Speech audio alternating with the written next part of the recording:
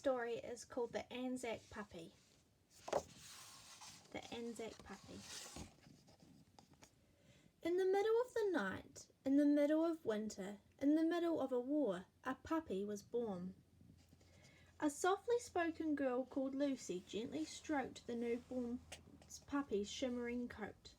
"I think I'll call you Freda," she whispered. Lucy's family loved Freda very much, but they couldn't afford to keep her. They already had one too many hungry mouths in the house to feed.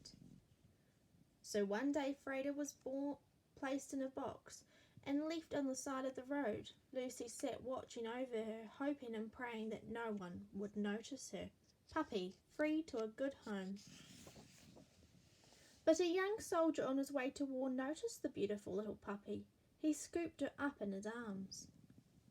"What's your puppy's name?" he asked. "Freda," Lucy whispered. "What's yours?" "Sam," the soldier smiled and hugged Freda. "Don't worry, I'll take good care of her. When the war's over, I promise I'll bring her back to you safe and sound." Sam's commanding officer couldn't believe that Sam wanted to take a puppy along with him on his way to the battlefront. "Are you mad?" he boomed.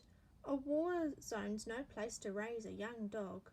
"No worry," said Sam, grinning. "She's going to be my good luck mascot." Sam's first week at the front wasn't as bad as he thought it would be, but during his second week, when the attacks began, it was worse than he had ever imagined. With the earth shaking and rocking all around him, he felt like crying. But he didn't. He knew he had to be brave for Freda. In the middle of Sam's little cubbyhole in the dirt, Freda grew bigger every day. Soon she was big enough to scare all the rats that scuttled about through the trenches. Trapped in their grimy prison, Sam and Freda shared everything they had.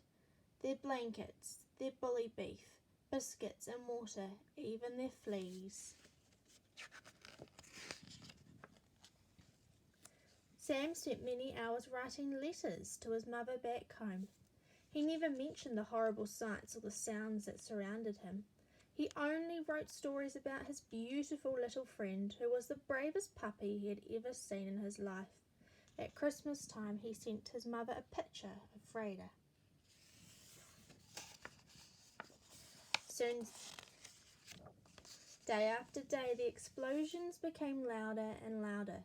The long, cold nights at the front turned into long, terrifying months.